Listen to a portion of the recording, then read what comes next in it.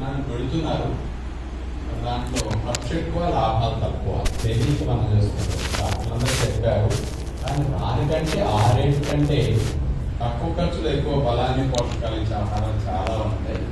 ఈ క్లాస్ ద్వారా మంచి అవగాహన కలుగుతున్నారు కాబట్టి పేరెంట్స్ కూడా పిల్లలతో వాళ్ళు తీసుకొచ్చిన కూర్చుని చక్కగా వినొచ్చు. ఇంకా వాళ్ళు కూడా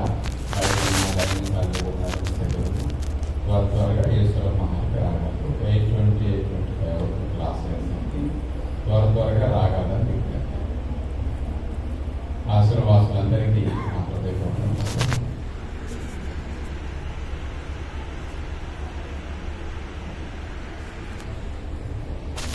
ముందుగా పాల గురించి.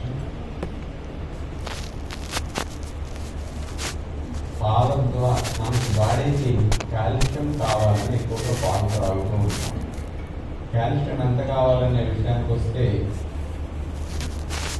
పెద్దలకి 20 సంవత్సరాలు పైబడిన వాళ్ళకి 650 mg కావాలి.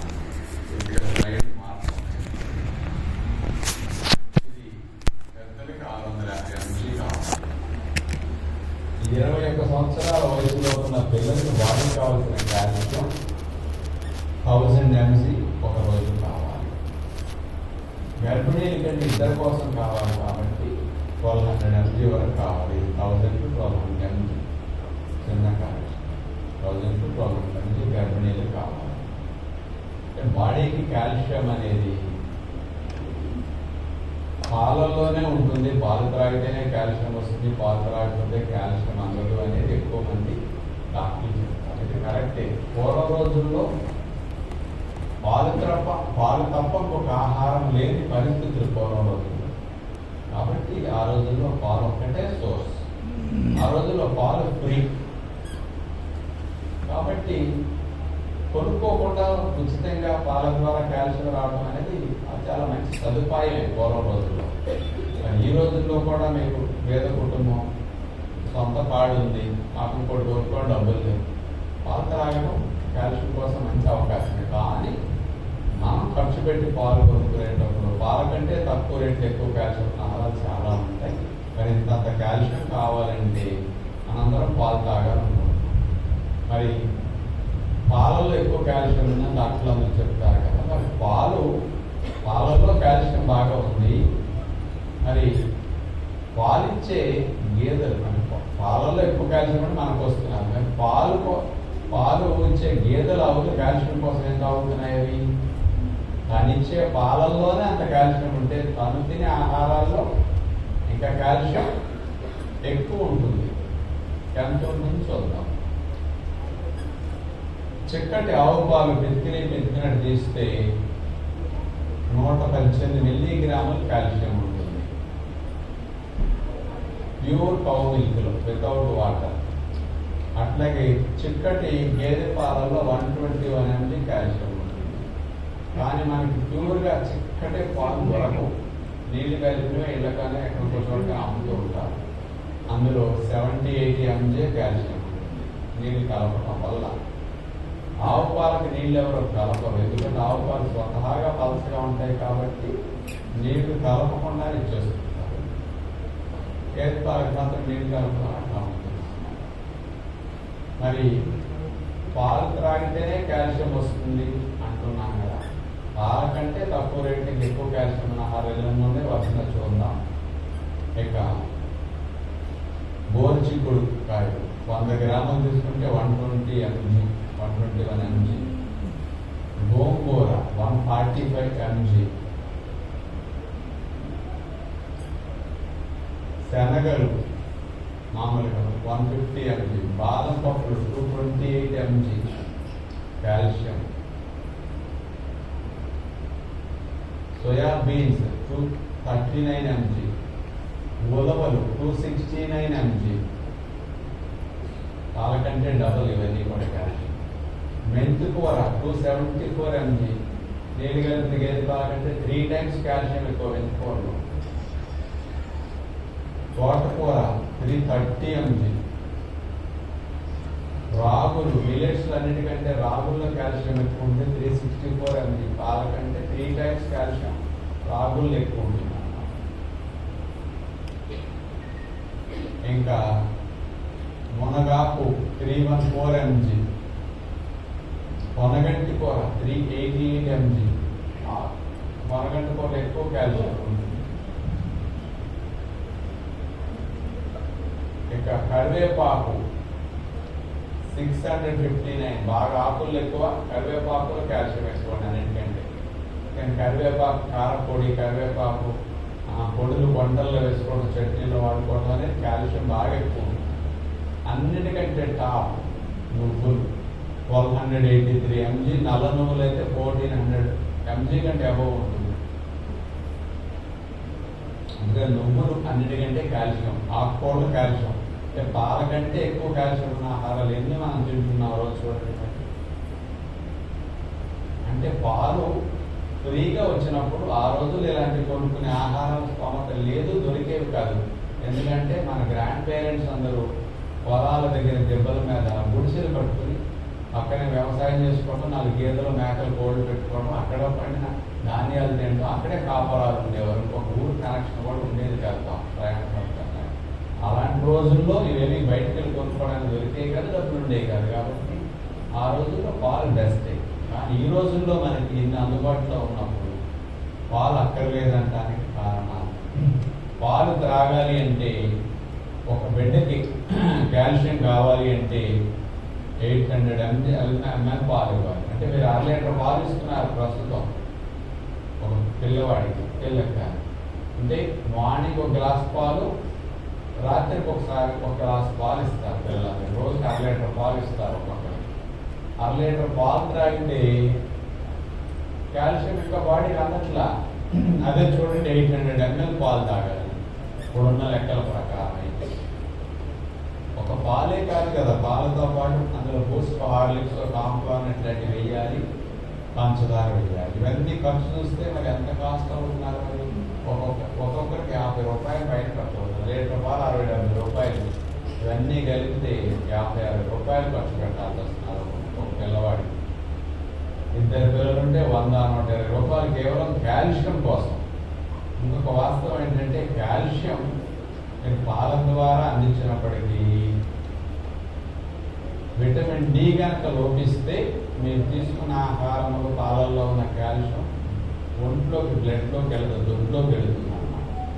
అది మీకు జరిగే నష్టం. అంచేత కంపల్సరీగా విటమిన్ డి కరెక్ట్గా ఉందా లేదా మీరు బ్లడ్ టెస్ట్ చేయించుకోవాలి. విటమిన్ డి కోసం మీరు మీ పిల్లలకి 7-8 ఏళ్ల వయసులో పిల్లలకి అక్కర్లా, 9 ఏళ్ల వయసు నుంచి అందరూ టెస్ట్ పంపండి విటమిన్ డి మీ పిల్లలందరూ. 100కి 90 మందికి పిల్లల నుంచి ముసలి వారి వరకు అందరికీ విటమిన్ డి లోపమే, ఇంక్లూడింగ్ నాకు కూడా లోపమే.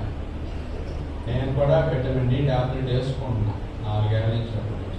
నెలకు ఒకటి వేస్తాను, అదొకటి ఎవరికైనా నెలకు ఒకటి వేస్తే చాలు. ఎందుకంటే ఎండ తగలదు, అస్తమానం కెమెరా ముందు రోజు ఎక్కువ కూర్చోవడం, ఆఫీసులో మీటింగ్లు మీ అంతా మాట్లాడుతున్నాను. నేను ఎక్కువ ఎండలో తిరిగే అవకాశం లేకుండా అయిపోయింది. అంతకుముందు లోపం లేదు, కానీ నాకు ఎండ వెళ్ళలేదు కాబట్టి నేను 2 ఏళ్ళు ఎండ వెళ్ళినప్పుడు చూసుకుంటే డెఫిషియన్సీ వచ్చి తీసుకుంటున్నాను. తప్ప మంచిది వేసుకోవడం, లేకపోతే నష్టం వస్తుంది. అందుకని పిల్లలు కానీ మీరు కానీ విటమిన్ డి టెస్ట్ కంపల్సరీ చేయించుకోండి, ట్యాబ్లెట్ వాడుకోండి. ఎండ తగ్గడానికి ఛాన్స్ లేదు కాబట్టి. విటమిన్ డి లోపించిందా పాలలో ఉన్న కాల్షియం దొడ్లోకి వెళ్ళిపోతుంది, మొత్తం బ్లడ్లోకి వెళ్ళదు, తాగినా దొడ్లోకి కాల్షియం మొత్తం. అందుకని మీ పిల్లలకి ఎముకలు దొరలారిపోతాయి విటమిన్ డి లేకపోతే. ఇంత ఇంత ఖర్చు పెట్టి ఇవ్వాలని చెప్పండి. దీనికంటే తక్కువ రేట్లు ఎక్కువ కాల్షియం మనకి సింపుల్గా ఆకుకూర కట్టిన రోజు వారంలో 2-3 రోజులు ఆకుకూర వండుకోవాలి, 2-3 రోజులే పప్పు వండాలి అనేది ఆడవాళ్ళకి ఒక అలవాటుగా అయిపోయింది మైండ్లో. పూర్వం రోజుల్లో పప్పు కాస్ట్లీ, డబ్బు ఉండేది కాదండి. అందుకని అసలు పప్పు జమీందారులు తినేవారండి. మహారాజులు జమీందారులే పప్పు తినేవారు. 200-300-400 సంవత్సరాలు కనుక వెళ్తే సామాన్య ప్రజలు పప్పు తినడానికి లేదు. అందుకని పప్పు అన్నం నెయ్యేసుకుంటే అది స్వర్గం కనపడుతుందనే నానుడి.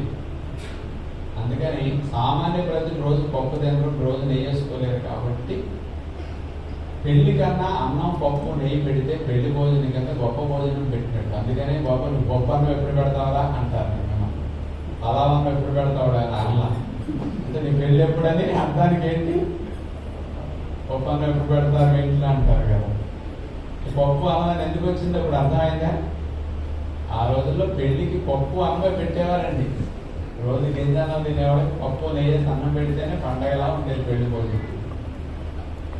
అంచేత రోజు ఆకుకూర వండాలి, 7 రోజులు వండాలి. అందుకని మన ఆశ్రమంలో ఎవ్రీడే ఆకుకూర ఎందుకు వండుతూనే ఉంటున్నారు? ఎక్కడన్నా సరే ఏదో పలచగా చేసి నీళ్ళగా అక్కడక్కడ కనపడేట్టు చేస్తారు కదా. మన దగ్గర రెగ్యులర్గా ఆకుకూర ఇంటికెళ్ళేట తినాలి అని అలవాటు ఇక్కడ చేస్తున్నాం.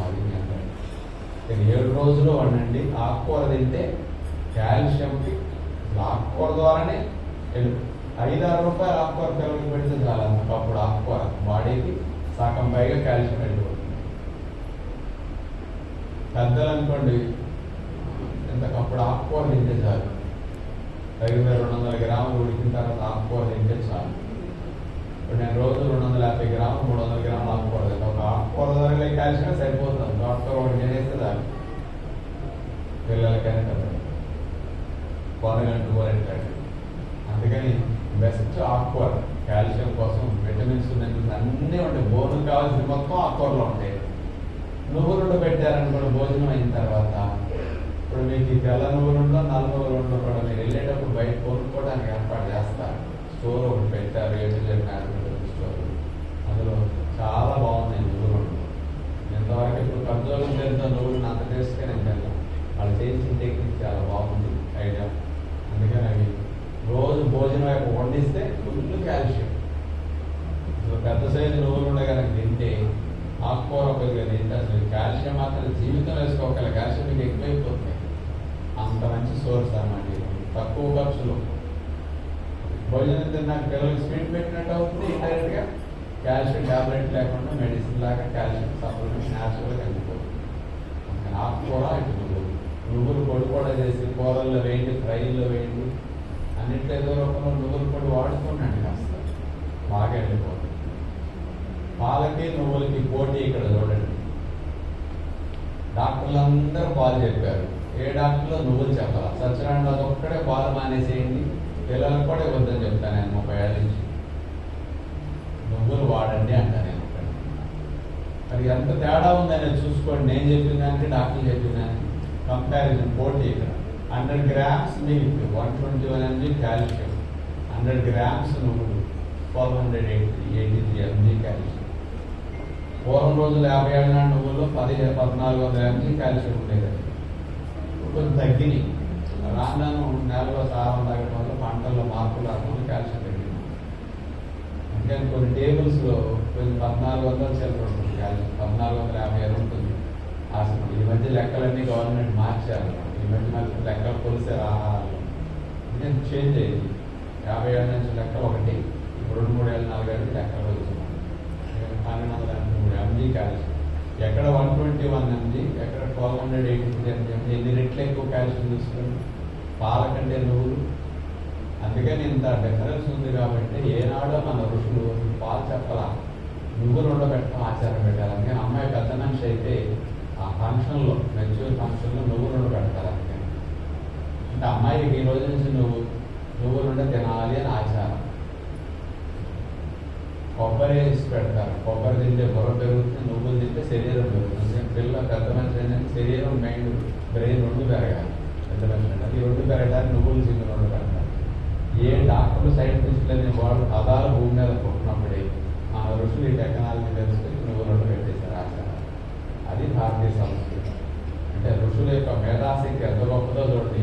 కొన్ని వేల సంవత్సరాల నాడే నువ్వులు ఎంత గొప్ప ఏముందని అర్థం చేసుకుని ఆచారాలు పెట్టేశారు. ఇప్పటికీ నువ్వులుండా చిన్న ఫంక్షన్లో పెడతారు, ఇంకోటి పెడతారు అన్నమాట.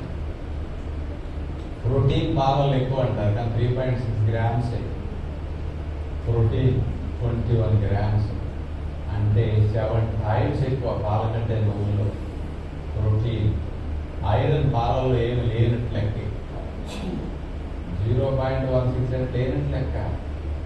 1 మిల్లీగ్రామ్ కూడా లేదు. ఐరన్ నువ్వుల్లో 15 మిల్లీగ్రాములు ఎంత కాల్షియం ఎంత ఐరన్ ఉందో.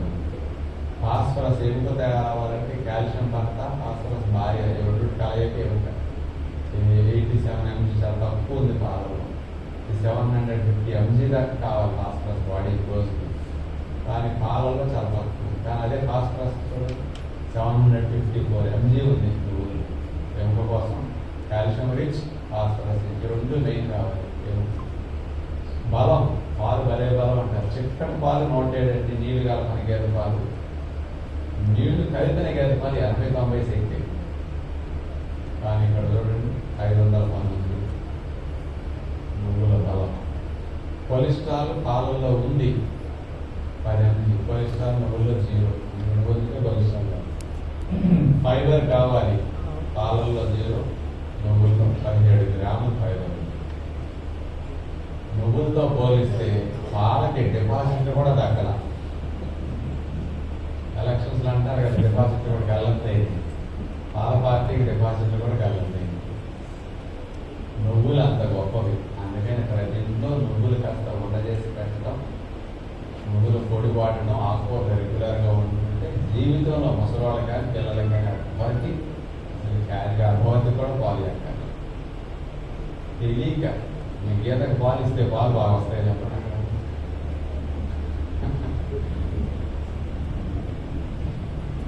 గడ్డి బాగా పెడతారు అంతే. అందుకని గర్భవతికి మీరు ఏం పెట్టండి చక్కగా. అందుకని దంతాలు లేని వయసు వరకే పాలు త్రాగే వయసు. అమ్మ దగ్గర పాలు త్రాగాలి. అమ్మ దగ్గర పాలు అయిపోతుంది. దంతాలు వచ్చే వరకు గేదె పాలు తాగి ఆవు పాలు తాగి. దంతాలు వచ్చినాయంటే అర్థం ఏంటి? నమిలే మానేసి, తాగే మానేసి నమిలే మొదలెట్టని దంతాలు అంటాం. తాగే మానే నమిలే మొదలెట్టాం.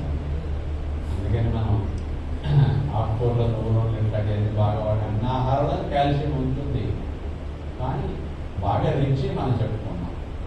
అందుకని పాలను అరిగించే ఎంజైమ్ రెజిన్ అనేది బిడ్డ పుట్టినప్పటి నుంచి మొదట 2.5 సంవత్సరాలు 3 సంవత్సరాల వరకు ఉంటుందండి ఆ ఎంజైమ్. అక్కడి నుంచి తగ్గిపోయి ఆగిపోతుంది. అంటే పాలను అరిగించే ఎంజైమ్ కూడా మీకు ఆగిపోతుందంటే పాలు త్రాగాల్సిన అవసరం మీరు మీ బాడీకి లేదని అర్థం. సైంటిఫిక్గా ఉన్న నాకు అంటారు. అందుకని మనిషికి పూర్వం రోజులు వేరే ఆహారం లేక పాల మీద ఆధారపడి అలా అలవాటు పెద్దలు అట్లా అలవాటు చేశారు. అందుకని పిల్లలు కూడా ఇంటికి లేకపోతే 9 గ్లాసులు పాలు ఇవ్వడం ఈ మంచి అలవాటు కాదు. పాలు ఇవ్వకండి. నగలు వద్దు, పొద్దునే వద్దు, సాయంకాలం వద్దు. 70-80 రూపాయలు 60-70 రూపాయలు ఇద్దరు కానీ లేదా 100 రూపాయలు ఖర్చు పెట్టినంత అవసరం లేదు. అందుకని పాలు తాగకపోతే ఏదైనా నష్టం జరుగుతుందేమో, ఏదైనా అయిపోతుందేమో భయం మీకు అక్కర్లా. పూర్తిగా మానేసండి. పెరుగు వాడుకోండి మంచిది. పెరుగులో గుడ్ బ్యాక్టీరియాలు పెరుగుతాయి. పాల కంటే పెరుగు లాభం. అందుకని పెరుగు వాడండి. పిల్లలకు వెయ్యండి రోజు చక్కగా. కానీ పాలు మాత్రం మానేయండి. ముసలివాళ్ళు కూడా పాలు ఇవ్వక్కర్లా. అసలు రాగి రావండి, నువ్వులు పెట్టండి, ఆకుకూర పెట్టండి, అయిపోతుంది. అన్నీ వెళ్ళిపోతాయి. పాల గురించి అది ఒక 10-15 నిమిషాలు కొలెస్ట్రాల్ గురించి. బాడీకి కొలెస్ట్రాల్ కావాలంటే 300 mg కొలెస్ట్రాల్ కావాలి ఒక రోజుకి. ఎందుకు? విటమిన్ డి తయారవ్వాలి, కొలెస్ట్రాల్ కావాలి. హార్మోన్స్ తయారవడానికి, వైల్ జ్యూస్ పైచరసం తయారవడానికి, ఇలాంటి కొన్ని పనులు కొలెస్ట్రాల్ కావాలి. 300 mg కావాలి. ఈ 300 mg కొలెస్ట్రాల్ని లివర్ తయారు చేస్తుంది. ఇది మన పొట్ట దగ్గర పక్కన ఉంటే లివర్ ఉంటుంది రైట్ సైడ్. ఈ లివరే మ్యానుఫ్యాక్చరింగ్ యూనిట్. బాడీకి కావాల్సిన కొలెస్ట్రాల్ని లివరే తయారు చేసి సప్లై చేసేస్తుంది. బయట నుంచి కొలెస్ట్రాల్ అవసరంలో మనకి బాడీ తయారు చేసుకుంటాం కావాల్సిన. ఈ కొలెస్ట్రాల్ అనేది మామూలుగా మనకి టోటల్ కొలెస్ట్రాల్ 200 లోపు, LDL 100 లోపు ఉంటే మంచిదండి. దీని నుంచి లెక్కలు ఉంటాయి. ఇలా ఉండాలి. ఇలా తయారు చేస్తే హెల్దీ మీ లివర్. మీరు మంచి ఫుడ్ తిన్నారా? ఇలా తయారు చేస్తుంది. బ్యాడ్ ఫుడ్, బ్యాడ్ కొవ్వులు తిన్నారా? ఈ రేషియోలు మార్చి తయారు చేసేస్తాం. మీరు అందించే మెటీరియల్ పెట్టి. మట్టి గట్టి మంచిదైందా? కొండ గట్టిగా ఉంటుంది. దారం గట్టిదైందా? వస్త్రం గట్టిగా ఉంటుంది. దారం నాసి రకమా? వస్త్రం చిక్కిపోతుంది. అలాగే మంచి ఫుడ్ తిన్నారా? గుడ్ కొలెస్ట్రాల్ లెవెల్స్ ఎవరు తయారు చేసి పెడుతుంది. దానికి బ్యాడ్ ఫుడ్ పెట్టారా? లివర్కి అందించారా? ఈ రేషియోలు మార్చేస్తారు. ఈ కొలెస్ట్రాల్ అనేది ఎక్కువైనప్పుడు రక్తనాళాల గోడలు ఇట్లా పేరుకుపోయి ఉడుకులు వచ్చేసి గుండె జబ్బులు అట్లాంటివి వచ్చేస్తుంది. మన బాడీకి కొలెస్ట్రాల్ కావాలి, కానీ లివర్ తయారు చేసే సరిపోతుంది. మనం బయట నుంచి ఆహారాలన్నీ తినేసామనుకోండి, ఈ కొలెస్ట్రాల్ బ్లడ్ ఎక్కువైపోతుంది. లివర్ తయారు చేసేది 300, బయట నుంచి తిన్నారనుకోండి ఇది ఎక్సెస్, దీనికి ఇది యాడ్ అయిపోయి ఎక్కువైపోతుంది. అక్కడ సమస్యలు వచ్చేస్తుంది. అందుకని ఈ మొక్క చూస్తే తెలుస్తుంది, లివర్ తయారు చేసేది బ్లడ్లో సప్లై చేస్తున్నది, బాడీకి అవసరం. కానీ మీరు పొరపాటుని బయట నుంచి కొలెస్ట్రాల్ ఫుడ్స్ తిన్నారనుకోండి, ఇది యాడ్ అయిపోయి దీనికి యాడ్ అయ్యేసరికి ఇది ఎక్కువైపోతుంది. ఇది ఎక్కువైతే రిస్క్ స్టార్ట్ అవుతుంది. అందుకని బయట నుంచి కొలెస్ట్రాల్ ఉన్న ఫుడ్స్ మనం తినకూడదు. ఇప్పుడు అర్థం పిల్లలు ఉన్నారు కదా, సింపుల్గా అర్థం. ఇప్పుడు రీసెంట్ లెక్కలు కొంచెం మార్చారండి. ఇట్లా ఉండాలని ఇచ్చారు టేబుల్. టోటల్ కొలెస్ట్రాల్ అంటే బ్లడ్ లిపిడ్ ప్రొఫైల్ టెస్టులు చేయించుకున్నప్పుడు ఈ మధ్య కొంచెం లెక్కలు చేసేసి ఎలా ఇస్తున్నారు. కొలెస్ట్రాల్ టోటల్ 200 లోపు ఉండాలి. 200 నుంచి ఇంకొంగా బార్డర్ అయినా ఇంకొంగా హై అయినా. ఎల్డిఎల్ బ్యాడ్ కొలెస్ట్రాల్ 100 అంటారు, కానీ ఈ మధ్య 130 వరకు నార్మల్ అంటున్నారు. కానీ లెక్కలు హెచ్డిఎల్ అంటే గుడ్ కొలెస్ట్రాల్ 50 కంటే ఎక్కువ ఉండాలి. ఎల్డిఎల్ 100-100 లోపు ఉండాలి. ట్రైగ్లిజరైడ్స్ అంటే బ్లడ్లో కొవ్వు 200 లోపు ఉండాలి. ఇవన్నిట్లో వస్తే బార్డర్ లైన్. ఇట్లా పెరిగిందంటే రిస్క్ ఎక్కువ అని అర్థం. కానీ ఇట్లా ఉండేటట్టు మనం జాగ్రత్తగా అలవాట్లు, ఆహార అలవాట్లు మార్చుకోవాలి.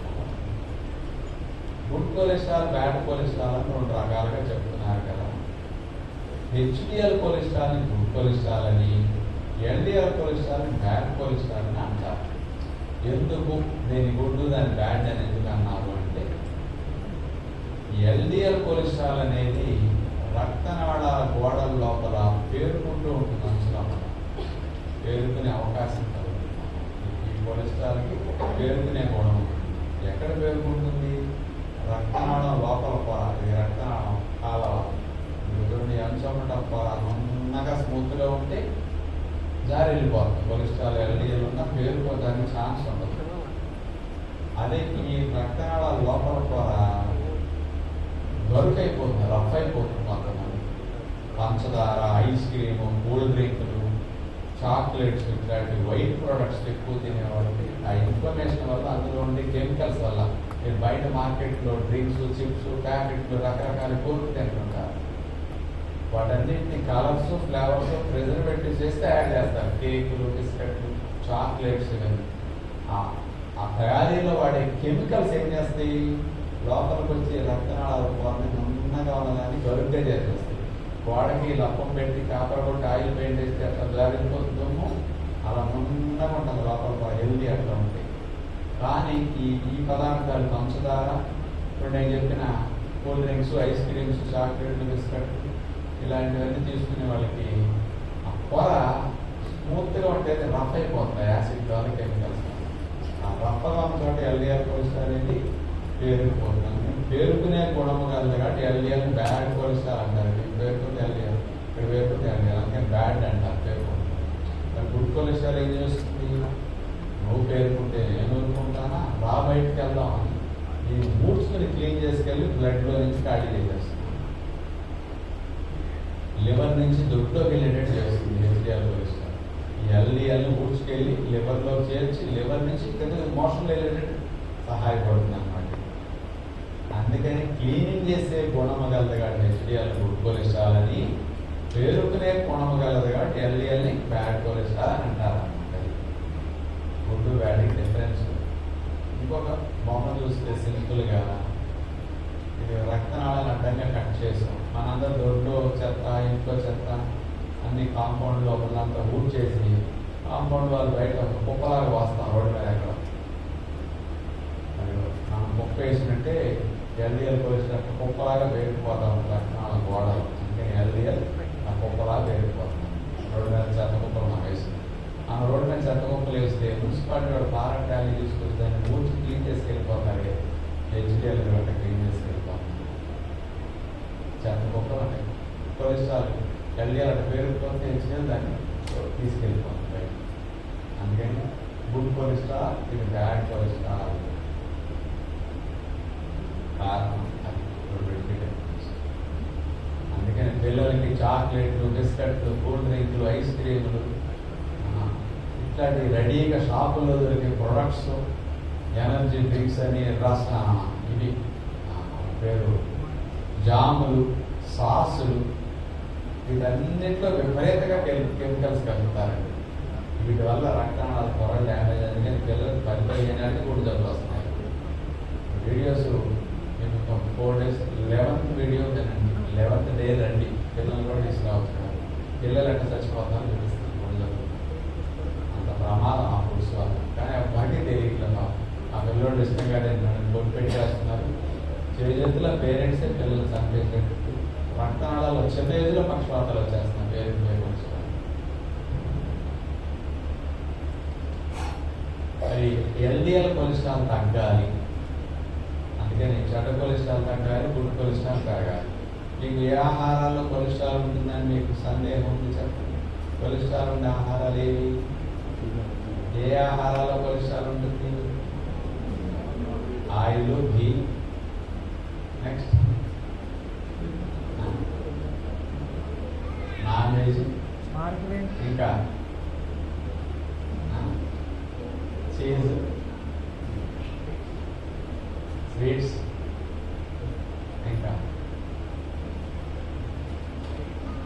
ఎగ్స్. కొందరు కొలెస్ట్రాల్ ఉన్నాయి కరెక్ట్గా చెప్పారు, కొందరు కొలెస్ట్రాల్ లేని చెప్పేసారు. చాలా మంది మామూలుగా కూర్చున్నారు, ఇంటికి వచ్చిన కూడా కాసేపు నాయనే చెప్పి కొలెస్ట్రాల్ గురించి ఒక మండి గుర్తు చెప్తాను, గుర్తుపెట్టాను.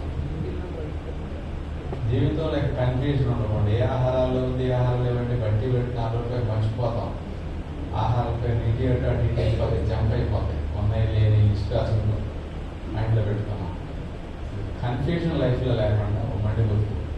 కొలెస్ట్రాల్ ఉన్న ఆహారాలు జంతు సంబంధిత ఆహారాలన్నీ.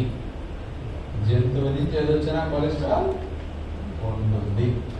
కొలెస్ట్రాల్ లేని ఆహారాలు వృక్ష సంబంధిత ఆహారాలన్నీ. వృక్షం నుంచి ఏదొచ్చినా 0 కొలెస్ట్రాల్. ఒకటే గుర్తుపెట్టుకోండి. ఏదన్నా కనపడింది ఆహారం జంతువు నుంచి వచ్చిందా, చెట్టు నుంచి వచ్చిందా చూడండి.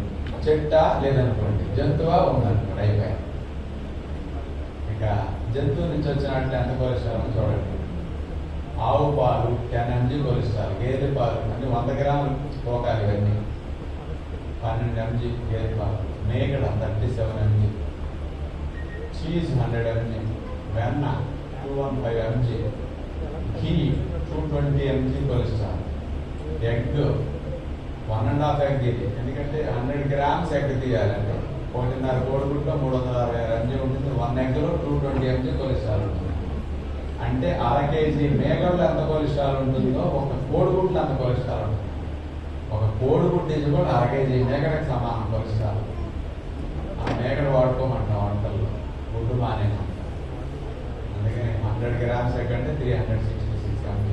Chicken 85 mg, fish 45 mg, prawns రొయ్యలు 79 mg, మటన్ 65 mg, మేక గుండె 122 mg, మేక లివర్ 415 mg, మేక కిడ్నీ 419 mg, మేక మెదడు 1340 mg. ఆదివారం మేకను కోసినప్పుడు కొంతమంది నాకు తలకాయ కావాలి, తలకాయ కొనుక్కెళ్తారు. వాళ్ళు ఇది కొలెస్ట్రాల్ కొనుక్కెళ్తారు. సండే ఏ పార్క్ ఆ పార్క్ ఉంటారు, అది వేరే పార్క్. అందుకని యానిమల్ ప్రొడక్ట్స్ అన్నింటిలో కొలెస్ట్రాల్ ఎంత ఉందో ఇట్లా లెక్కలు ఉంటాయి. వృక్ష సంబంధం ప్లాంట్ ప్రొడక్ట్స్ 0 కొలెస్ట్రాల్. అందరికి జీడిపప్పు, కొబ్బరి వేసుకుంటుంది, కొలెస్ట్రాల్ భయం, అవన్నీ 0 కొలెస్ట్రాల్. అందుకని జీవితంలో కొలెస్ట్రాల్ ఏమి మీకు రిస్క్ పెంచే డైట్ కాదు. ఇలాంటి విత్తనాలు, మొక్కలన్నీ తినండి, రోజు తినండి, ఏమి రిస్క్ రాదు. వీటిని అనుమానించారా మీకు అవగాహన లేనట్లేదు. ఇవన్నీ హెల్దీ, జీరో కొలెస్ట్రాల్.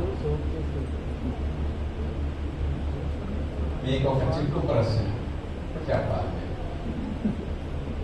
నూనెలో కొలెస్ట్రాల్ ఉంటుందా ఉండదా?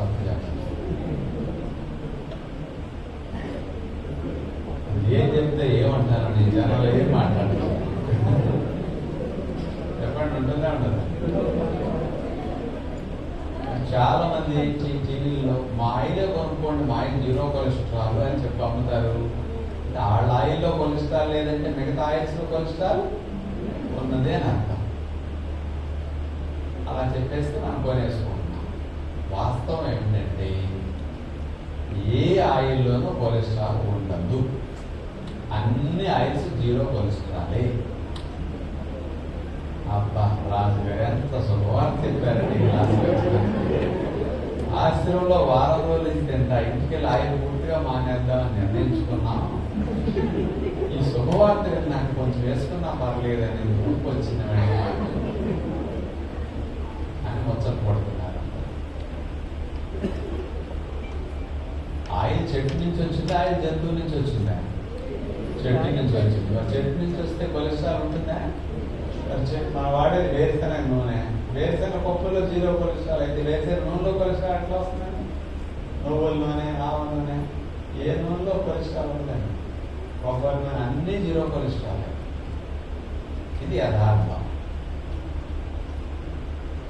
ఆయిల్ జీరో కొలెస్ట్రాల్ అయినప్పటికీ కానీ కొలెస్ట్రాల్ వస్తుంది. ఎందుకు వస్తుంది? ఆయిల్లో లేదు కానీ కొలెస్ట్రాల్ వస్తుంది. ఎందుకు వస్తుంది అంటే మరిగించినందుకు కొలెస్ట్రాల్, మరిగిన తర్వాత కూడా కొలెస్ట్రాల్ రావట్లా. పచ్చి ఆయిల్ జీరో కొలెస్ట్రాల్, మరిగించిన ఆయిల్ చెక్ చేసుకున్నా జీరో కొలెస్ట్రాల్ అని ఉంటుందండి. ఒక ఎంజీ కూడా కొలెస్ట్రాల్ ఉంది ఆయిల్ మరిగినా కానీ. ఇక్కడ ఒక మార్పు ఏం జరుగుతున్నదంటే ఎప్పుడైతే మనం ఆయిల్ పొయ్యి మీద పెట్టి మరిగిస్తామో ఆయిల్ 250-260 డిగ్రీలు వేడెక్కితే కానీ మరగదు. ఆయిల్ బాయిల్ అయినప్పుడు ఆ వేడికి ఆయిల్ అంతా కొవ్వే. 100 గ్రాముల ఆయిల్ పొయ్యి మీద పెట్టారనుకోండి, 100 గ్రాములు కొవ్వే. ఈ ఫ్యాట్ అంతా మరిగేసరికి చెడిపోతాయి. మంచి కొవ్వులల్లా చెడ్డ కొవ్వులు అయిపోతాయి అంత వేడికి గురయ్యేసరికి. ఆయిల్ పొగొస్తే కానీ నేను తాయి వేయదు కదా, పొగొస్తే కానీ గాలి కూర వేయదు కదా అందులో. పొగ వచ్చేసరికి 250 డిగ్రీలు వేడికి గురవుతున్నది.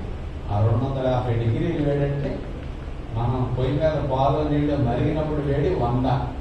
ఆ మరిగిన నీళ్లు ఒంటి మీద పడితేనే కాలిపోతాయి. నూనె పడితే దానికి డబల్ దగ్గర 260. అంత వేడికి గురవడం వల్ల ఈ నూనెలో ఉండే కొవ్వులన్నీ మంచి కొవ్వులల్లా చెడ్డ కొవ్వులు అయిపోతున్నాయి.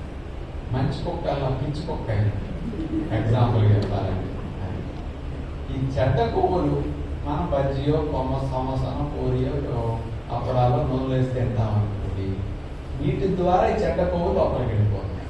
ఇలా ఇందులోనూ కొలెస్ట్రాల్ లేదు. మళ్ళీ ఈ చెడ్డ కొవ్వులు లోపలికి వెళ్ళిన తర్వాత లివర్లోకి వెళ్తాయి. చెడ్డ కొవ్వులు మీరు లివర్కి అందించారా, చెడ్డ కొలెస్ట్రాల్ తయారు చేస్తారు. మంచి కొవ్వులు అందించారా, మంచి కొలెస్ట్రాల్ తయారు చేస్తారు. అందుకని ఆ చెడిపోయిన కొవ్వుల్ని బ్యాడ్ ఫ్యాట్స్, ట్రాన్స్ ఫ్యాట్స్ అంటారు, హార్డ్ ఫ్యాట్స్ అంటారు. కొవ్వులు హార్డ్ అయిపోతాయి. నీళ్ళ పైపులు నీళ్లు పెట్టుకునే గార్డెన్లో కొనుక్కొచ్చిన మెత్తగా ఉంటుంది. కొన్నాళ్ళు పోతే ఎండకి హార్డ్ అయిపోతుంది. ప్రెషర్ కుక్కర్ గ్యాస్ కట్టు మెత్తగా ఉంటుంది, కొన్నాళ్ళకి హార్డ్ అయిపోతుంది. కొవ్వులు కూడా హార్డ్ అయిపోతాయి మరిగేసరికి. ఆ హార్డ్ ఫ్యాట్స్ డ్యామేజ్ అయిపోతుంది, లోపలికి వెళ్ళి లివర్లో వెళ్ళి చెడ్డ కొలెస్ట్రాల్ తయారు చేస్తాయి. అందుకని మీరు ఏ ఆయిల్, మీరు ఆలివ్ ఆయిల్ తెచ్చి మరిగించినా చెడిపోతుంది. పచ్చి ఆయిల్ రోజు వాడుకోండి, 1 స్పూన్ 2 స్పూన్లు వేసుకోండి. అసలు లైఫ్లో వేసుకోవాలి. దోశ మీద వేసుకుంటారా, కారపొడిలో కలుపుకుంటారా, ఉండాలంటే పచ్చి ఆయిల్ రోజు వాడుకోండి. నష్టం 1-2 స్పూన్లు వాడుకున్నా మీకు నష్టమే రాదు.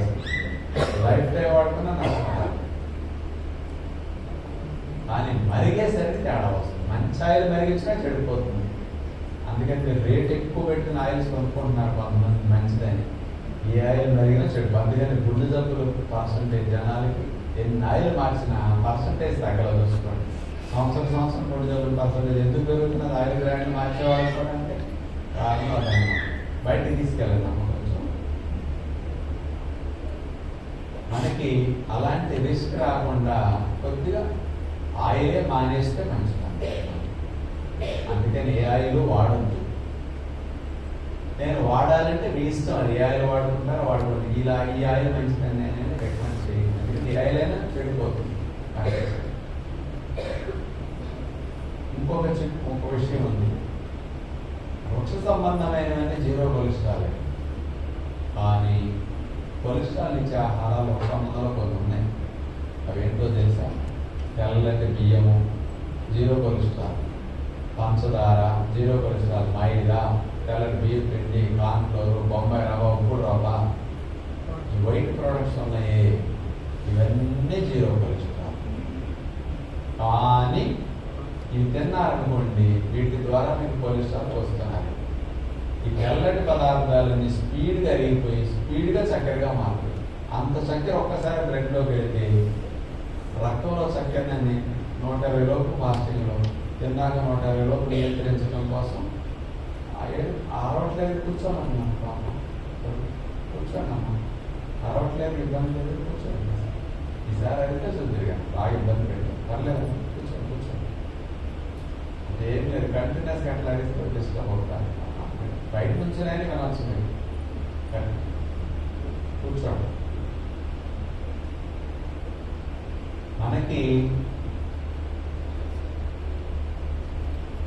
వృక్ష సంబంధమైన ఇట్లాంటి వాటిలో కొలెస్ట్రాల్ లేదు, కానీ పాలిష్ పట్టి తినేవన్నీ లోపలికి వెళ్ళాక తొందరగా చక్కెరగా తొందరగా లివర్లోకి వెళ్ళిపోతున్నాయి. చక్కెర అంత చక్కెర ఒకసారి వచ్చేసరికి ఫాస్టింగ్ 120 లోపు మెయింటైన్ చేయాలి, తిన్నాక 120 లోపే ఉంచాలి.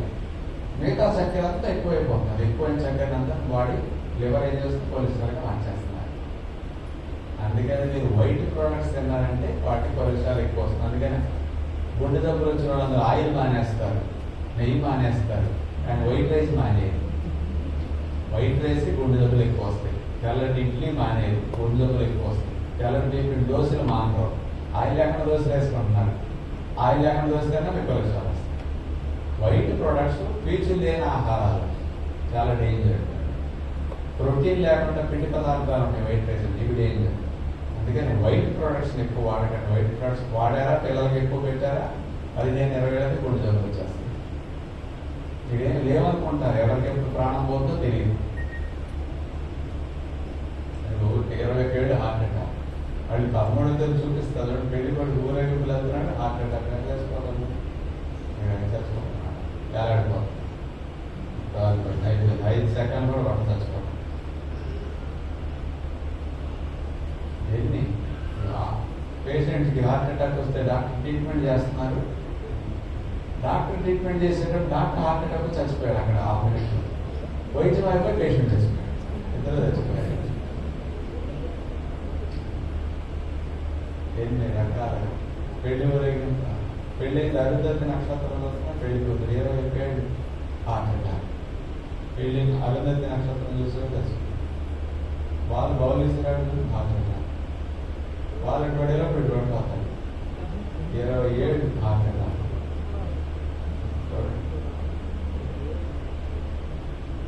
అలాంటి ఆహారాలు తింటే జీవితాలు ఎలా అయిపోతాయి అంటే పెళ్లి ఊరేగింపులో పెళ్లి కూతురు చేసుకోవాలి. 17 లోపల వీళ్ళందరూ 21 years పోలీస్ కానిస్టేబుల్ పరీక్షలు పరిగెడుతున్నారు, రన్నింగ్లో చచ్చిపోయింది హార్ట్ అటాక్. ఇట్లాంటి ఎన్ని. అందుకని పేరెంట్స్ అవగాహన లేకుండా పిల్లలకి ఏది పెడితే పెట్టేసి నిలువున పిల్లల జీవితాన్ని నాశనం చేస్తున్నారు. పిల్లల తప్ప ఎప్పుడూ లేదు, కేవలం పేరెంట్స్ అజ్ఞానం. తెలుగు రాష్ట్రాల్లో పిల్లలకు చాలా భయంకరమైన రిస్క్ ఉంది, కానీ తెలుగు వాళ్ళకి తెలియదు. సత్యనారాయణ రాజు 10 రోజులు ఈ మాట అన్నారని పెట్టుకోండి. నేను చెప్పాక 5 ఏళ్ళకి 10 ఏళ్ళకి డాక్టర్ చెప్తాను, మీకు తర్వాత జరుగుతుంది. నేను అన్ని ఇప్పుడు చెప్పేవన్నీ, ఇప్పుడు డాక్టర్లు అందరూ ఇప్పుడు చెప్పేవన్నీ నేను 20 years బ్యాక్ చెప్పేది. అంటే రాబోయేది దేని ద్వారా ఏం జరుగుతుంది అనేది తెలిసినా కూడా సమాజంలో అవేర్నెస్ ఎవరెవరు. అందుకని నేను ఇట్లాంటి పిల్లలకి ఇట్లా జరుగుతాయని 15 ఏళ్ళ నాడు చెప్పా. ఇట్లా ఇడ్లీలు ఉప్మాలు దోశలు తెల్లగా మేము పెడతా ఉండండి పిల్లలకి ఇట్లా చిన్న ఏజ్లో వస్తాయి. కరెక్ట్గా ఇప్పుడు వస్తున్నాను. 15 ఏళ్ళ క్రితం ఇట్లా చెప్పాను. ఇప్పుడు నుంచి మారకపోతే రెస్ట్రిక్ట్ అవ్వండి. 5 ఏళ్ళకి 20 ఏళ్ళకి షుగర్ వచ్చేస్తున్నాను. కరెక్ట్గా వచ్చేసింది 5 ఏళ్ళకి. అందుకని ఆహారాలు పిల్లల్ని నిలువునా ప్రాణాలు తీసేస్తాయి.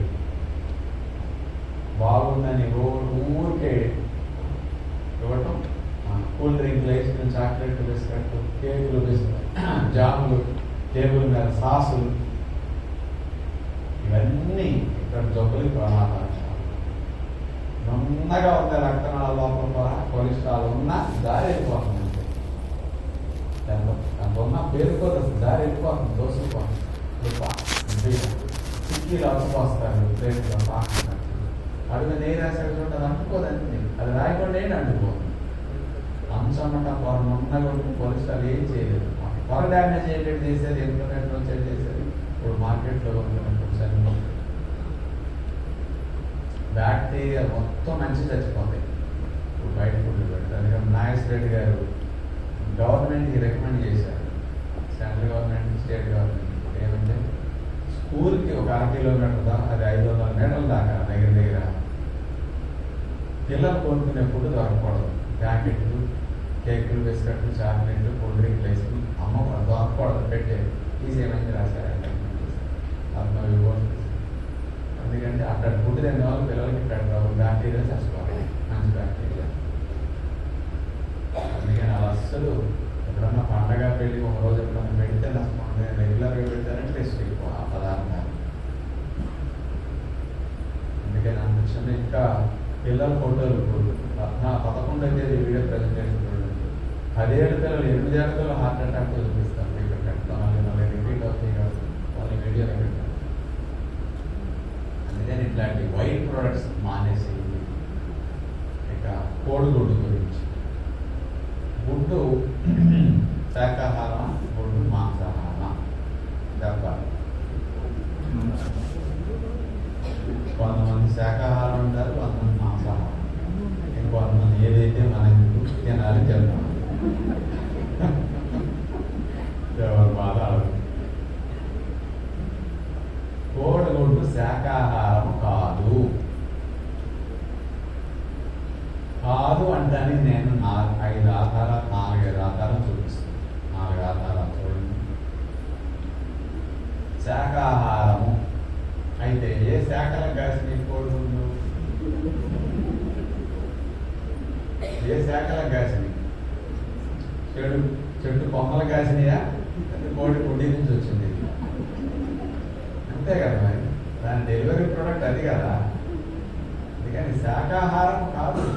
ఏ శాఖల కాయల కోడిగుడ్డు. రెండోది, శాకాహారం అయితే ఫైబర్ ఉండాలి. ప్రతి శాకాహారంలో పీల్స్ అనేది ఉంటుందండి. మాంసాహారంలో పీల్చులు 0 ఉంటాయి. ఎందుకంటే కోడిగుడ్లో ఫైబర్ 0. అందుకని శాకాహారం కాదనడానికి ఆధారం ఇది, ఫైబర్ 0. మూడోది, శాకాహారాల్లో కొలెస్ట్రాల్ 0 ఉంటుంది. మరి కోడిగుడ్లో కొలెస్ట్రాల్ ఉంటే శాకాహారం అనకూడదు కదా. మరి మాంసాహారం అయిపోతుంది. కోడిగుడ్లో కొలెస్ట్రాల్ ఎంత కొలెస్ట్రాల్ ఉంటుంది. అందుకని కోడిగుడ్డు శాకాహారం కాదనడానికి ఇది ఒక ఆధారం. శాకాహారం అయితే కొలెస్ట్రాల్ ఉంటుంది, శాకాహారం అయితే ఫైబర్ ఉంటుంది. కొలెస్ట్రాల్ అయితే ఫైబర్ లేదు. నాలుగోది, కార్బోహైడ్రేట్స్ ఉంటాయి శాకాహారానికి. ప్రతి శాకాహారంలో కార్బ్స్ ఉంటాయి. కానీ కోడిగుడ్డు శాకాహారం కాదు కాబట్టి కార్బ్స్ 0, కార్బోహైడ్రేట్ 0. కోడిగుడ్లు అసలు ఉండవు.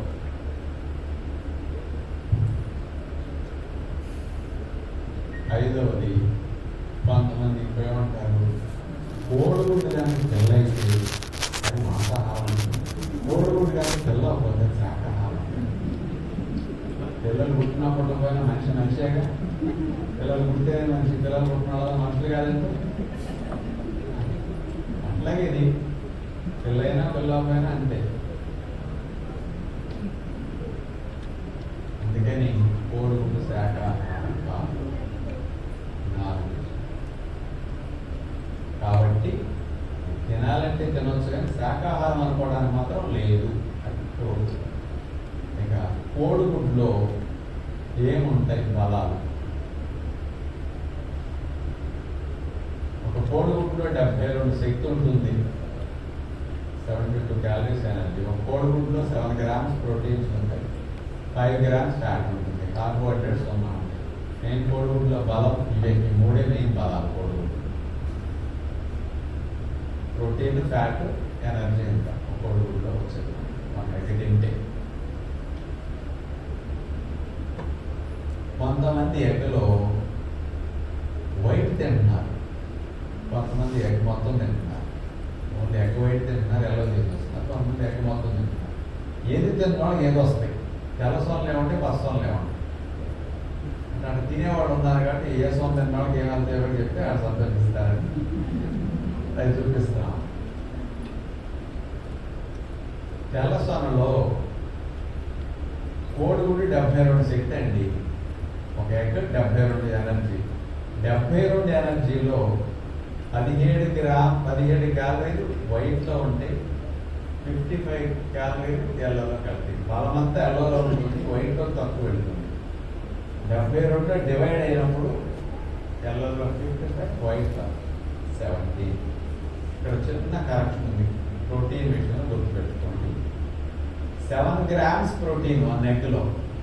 అందుకని ఎగ్ వైట్లో 4 గ్రామ్స్ ప్రోటీన్ ఉంటుంది, ఎల్లోలో 3 గ్రామ్స్ ఉంటుంది. 7 డివైడ్ అయినప్పుడు 4 ఇక్కడ 3 అవుతుంది. ఇప్పుడు కొద్దిగా చిన్న కరెక్షన్ అన్నమాట. ఇక్కడ 1 ఎక్కువ, ఇక్కడ 1. అందుకని చిన్న మార్క్. 7 ఫ్యాట్ 5 గ్రామ్స్ ఉంటుంది. 5 గ్రామ్స్ ఫ్యాట్ ఎల్లోలోకి వెళ్ళిపోతుంది. 5 2 7 గ్రామ్స్. అందుకని బలమంతా ఎల్లోలో ఉంటుంది. కార్బోహైడ్రేట్స్ ఉన్నాయి. అందుకని కోడిగుడ్లో లాభాలు ఎక్కువ ఎందులో ఉన్నాయి? ఎల్లోలో కాదు. ఇంకా సూక్ష్మ పోషకాలు కొన్ని ఉంటాయి. ఒమేగా 3 ఫ్యాట్ వైట్లో ఉండదు, ఎల్లోలో ఉంటుంది.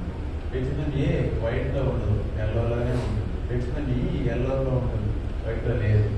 విటమిన్ B12 వైట్లో ఉండదు, ఎల్లోలోనే ఉంటుంది. ఇంకా లాభాలన్నీ ఎందులో ఉన్నాయని మెయిన్గా ఎల్లోలో ఉన్నాయి. అందుకని ఇక్కడ నుంచి ఇంటికి వెళ్ళాక గుడ్డు తింటే ఏం చేయాలి? ఎల్లో తిని వైట్ పారేయాలి. ఆశ్రమానికి వచ్చినందుకు మీరు నేర్చుకున్నది అది. అది గుడ్డే మానేద్దాం అంటారు. గుడ్డెందుకు మానేయాలని కష్టం చూద్దాం. మరి ఎవరికి డాక్టర్లు ఎల్లో ఎందుకు తీసేయమంటున్నారు? రీజన్ తెలుసా? ఒక కోడిగుడ్లో కొలెస్ట్రాల్ అనేది 220 mg కొలెస్ట్రాల్ ఉంటుంది. కోడిగుడ్లో 100 గ్రామ్స్ ఎగ్లో 366 సుమారుగా ఉంటుంది అనమాట. ఒక కోడిగుడ్లో 220 mg కొలెస్ట్రాల్.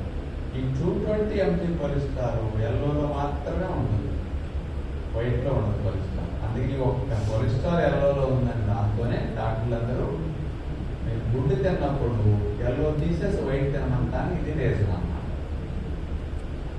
అందుకని గుడ్డు జబ్బులు, కొలెస్ట్రాల్ సంబంధమైన సమస్యలతో ఇబ్బంది పడే వారందరినీ కార్డియాలజిస్ట్ కానీ, ఎండీలు కానీ, ఫిజిషియన్లు అందరూ కూడా ఓన్లీ మీరు వైట్ తినండి, ఎల్లో తీసేయండి అని చెప్తున్నారు.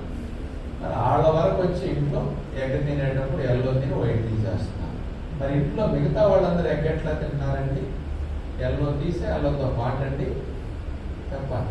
ఇంట్లో పిల్లలు మిగతా వాళ్ళందరూ ఎల్లోతో పాటు ఎన్నాళ్ళు తినాలంటే వీళ్ళందరూ ఎల్లోతో పాటు మిగతా కుటుంబ సభ్యులందరూ పిల్లలు ఎన్నాళ్ళు తినాలి. అలాగే మరి వీళ్ళకి కూడా డాక్టర్ బోర్డు పెట్టి మీకు కూడా కొలెస్ట్రాల్ వచ్చిందమ్మా, మీరు ఓన్లీ వైట్ తిని ఎల్లో తీసేయాలని చెప్పేదాకా వీళ్ళందరూ తినాలి.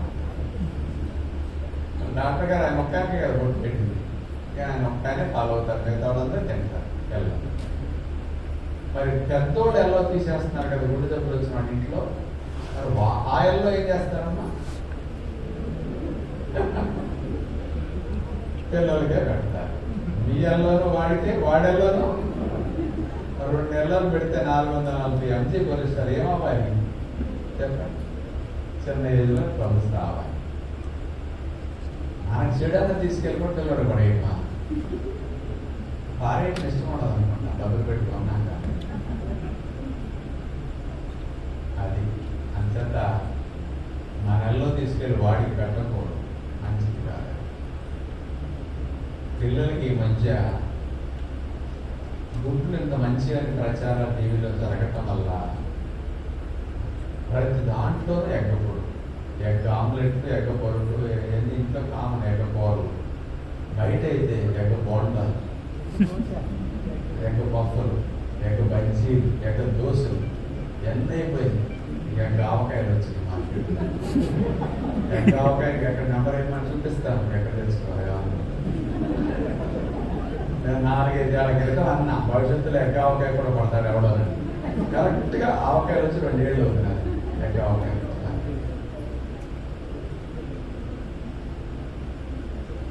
ప్రతి దాంట్లో నెగ్గల. పూర్వం రోజుల్లో దిబ్బల మీద గుడిసెలు పాకాలు కట్టుకున్నప్పుడు బయటకు వెళ్ళడానికి లేక అక్కడ దొరికిన ఆహారాలే తిని జీవించేవారు మా తాతలు. గేదెలు ఇచ్చే పాలు, దొరికిన ధాన్యాలు, పెరుగు తోడు పెట్టి మజ్జిగ చేసుకోవడం. కానీ కాలువల్లో, చెరువుల్లో చేపలు, రొయ్యలు దొరికితే వాడిని పట్టలేదు. కోడి పెంచుకునేవారు, కోడి గుడ్డు పెట్టిన వాళ్ళు గుడ్డు తినేవాళ్ళు. గుడ్డు పెట్ట మాపేస్తే దాని కోసి తినేవాళ్ళు. అంటే ఒక ఆహారం లేక అలాంటి వాటి మీద ఆధారపడ్డారు. ఒక సోర్స్ లేదు కదా. వాళ్ళకి పప్పులు లేవు, గింజలు లేవు, ఆకుకూరలు లేవు, కూరగాయలు లేవు. ఇది లేనప్పుడు ఏం చేస్తారు? అంటే మునగాకు, అది ఇట్లాంటి పొనగంటి కూర కాలంలో రొడ్లో పడిగే ఇట్లాంటివో ఉన్నాయి. వాటిని ఒక సోర్స్ లేదు కాబట్టి ఆ రోజు కరెక్ట్. అది ఈ రోజుల్లో మేము కావాలని గుడ్డు కొనుక్కునే అవసరం ఇన్ని ఉన్నప్పుడు లేదు. పూర్వ రోజులు ఎడ్యుకేట్ చేశారు, ఇవన్నీ దొరకవాలి. ఇప్పుడు 25-20 ఏళ్ళ నుంచి అందరికీ డబ్బులు పెరిగాయి, సదుపాయాలు వచ్చిన అన్ని ఊళ్ళలో మంచి ఆహారం దొరుకుతున్నాయి. కూరగాయల షాపులు లేదు కదా, పప్పుల గింజలు లేదు, కిరాణా షాపులు లేదు కదా. కాబట్టి అవసరం లేదు ఇలాంటి పిల్లలకు కూడా పెట్టదు. బలం అనుకుంటున్నాం కదా. ఒక కోడిగుడ్లో 7 గ్రాముల ప్రోటీన్ ఉంటుంది. కోడిగుడ్డు అంత బరువు ఉండే 60 గ్రాముల కోడిగుడ్డు బరువు, 60 గ్రాముల బరువు పెసలు తీసుకుంటే 15 గ్రాముల ప్రోటీన్ ఉంది.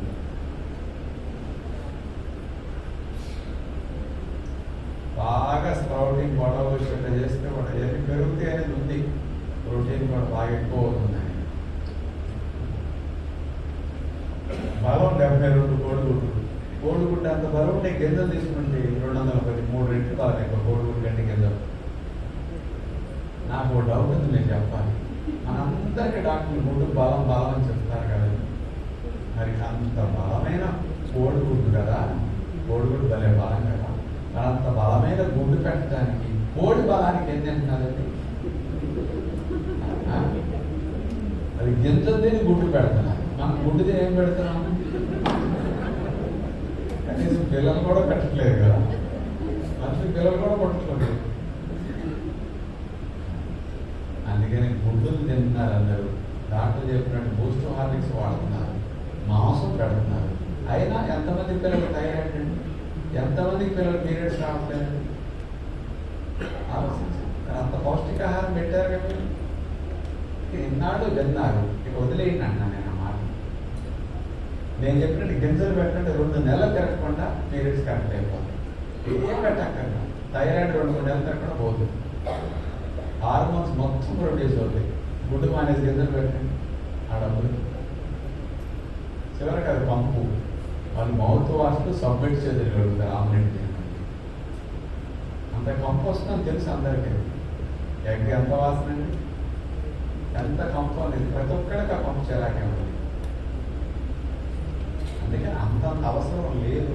మనకు మంచి ఆహారాలు అందుబాటులో 5-6 రూపాయల గుడ్డుతో పాటు 5-6 రూపాయల కోసం డబుల్ బెనిఫిట్ చూస్తాయి. కాబట్టి ఎంతంత బలం, ఎంతంత ప్రోటీన్, ఎంత తక్కువ. అందుకని పిల్లలకి గింజలు అలవాటు కాస్త రోజు గింజలు ఇవ్వకంటే అక్కడ పడేది. వాడు తిన్నంటాడా ఎనిమా చేసి 2 రోజులు కడుపు మార్చి 7 రూపాయలు 5 పూటే పెడతాడు. ఆకలేసి ఏదన్నా తినేసే స్థితికి వచ్చేస్తారు. అలవాటు చేయాలి, తప్పదు. ఇన్నాళ్ళు టేస్టీ ఫుడ్ పెట్టేసి పాపం చెడగొట్టేనందువల్ల వాళ్ళ కష్టమే. మంచి ఫుడ్ ఎక్కదు ఫుడ్, కానీ అలవాటు చేయాలంటే 2 రోజులు ఇబ్బంది పడి అందుకని ఇక్కడ కూడా పిల్లలకి ఎక్కువ చేసి ఉపవాసం పెట్టడం ఒక రోజు ఉండదు. పెసలు పెడుతున్నారు, మొలకలు అవ్వండి, 5 టిఫిన్ తినేమండి. పేరెంట్ దగ్గరికి వెళ్ళి కూర్చుంటున్నారు కదా, ఇవి తింటే ఆ టిఫిన్ తర్వాత పెడతాను కదా, కాకుండా కింద లాభపడ్డారు.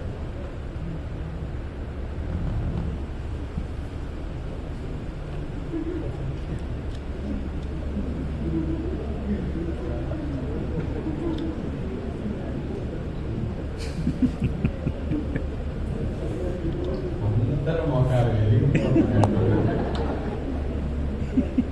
పిల్లలు ఇద్దరు కూడా లేచిపోయింది.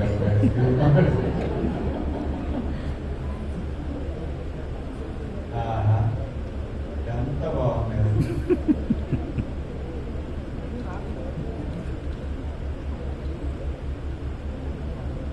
ఇక మనిషి మాంసాహారం గురించి ఒక 20 నిమిషాలు.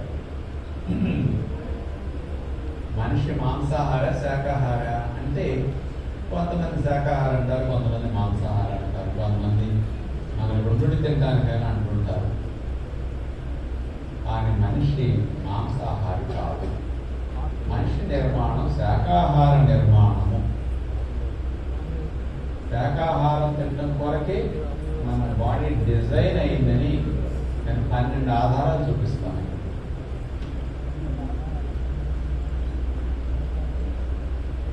మొట్టమొదటిది, శాకాహార జంతువుల అవయవాలు ఎట్లా ఉంటే మాంసాహార జంతువుల డిఫరెన్స్ చూద్దాం కదా. దాంట్లో మొట్టమొదటి విషయం, మాంసాహార జంతువులు కోరదంతాలు ఉంటాయి. పిల్లలందరూ అర్థం అవుతాయి వాళ్ళకి, ఏజ్ పిల్లలు చూస్తే మాంసాన్ని పట్టి పేకడానికి కోరదంతాలు ఇటువంటి మనిషికి అట్ట అన్ని దంతాలు లెవెల్గా ఉంటాయి. ఇది దారం కొరికే దాని మీద ఉంటే మనకి పేకడానికి పనికిరాదు. మనిషి కూడా ఎట్లా ఉంటే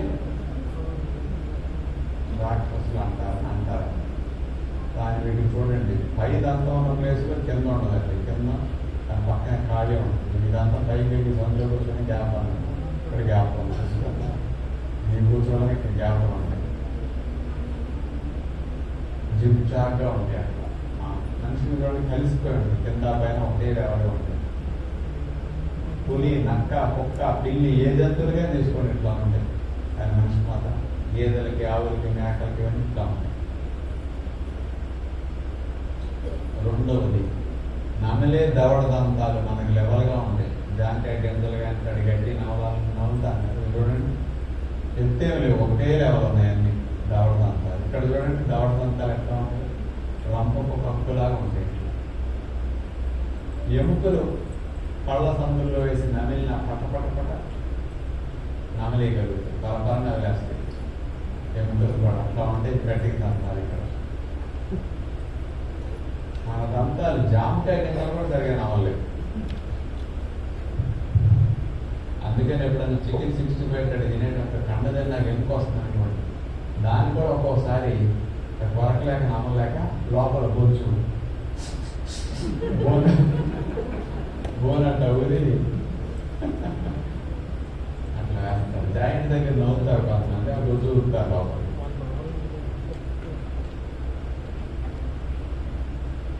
మూడోది, మాంసాహార జంతువులన్నీ నాలుగుతో నీళ్లు తాగుతాయి. ఇట్లా శాకాహార జంతువులన్నీ నోటితో నీళ్లు తాగుతాయి. డిఫరెన్స్ అంత స్పష్టంగా ఉంటుంది. చూడండి, ఇక్కడ నాలిక పల్చగా ఉంటుంది. వాటికి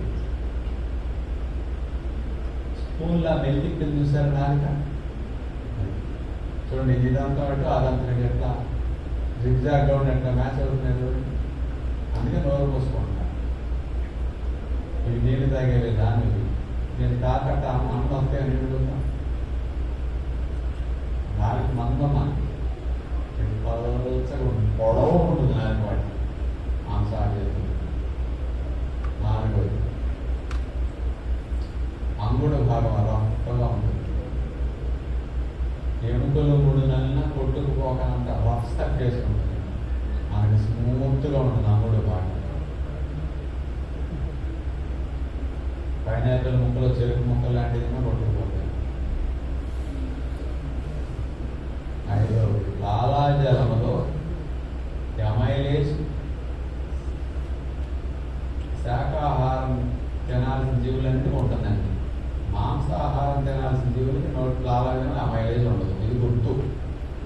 అమైలేజ్ ఉందా శాకాహారం అని అర్థం. అదేంటి ఏ జీవైనా సరే అమైలేజ్ లేదా మాంసాహారం అని అర్థం.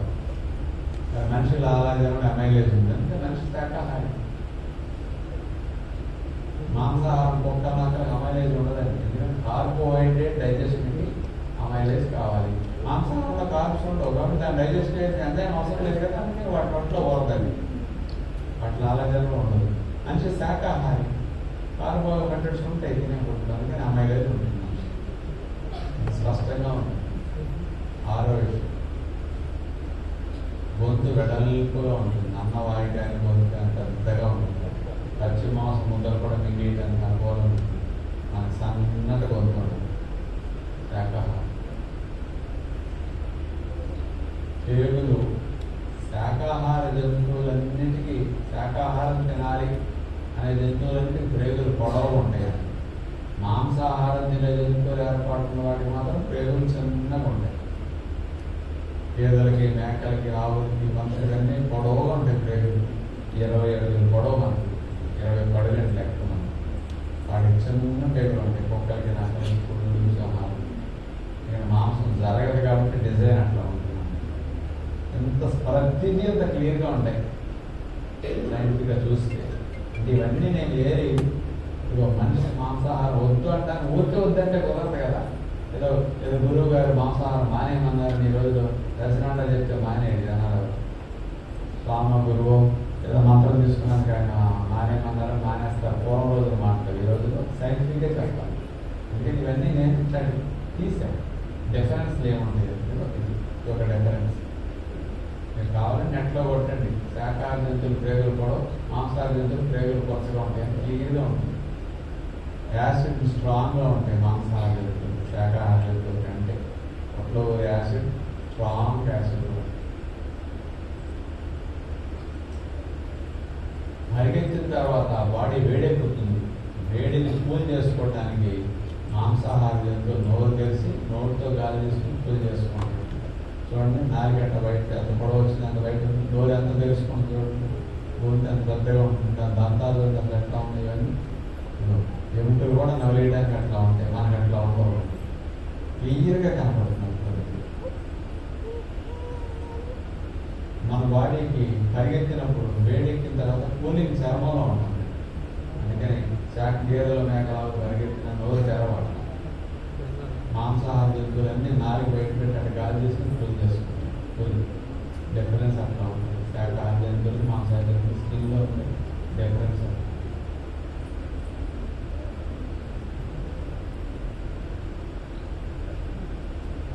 వాటి గోళ్ళు చాలా బలంగా ఉంటాయి. పట్టి పీకితే కండలు సైతం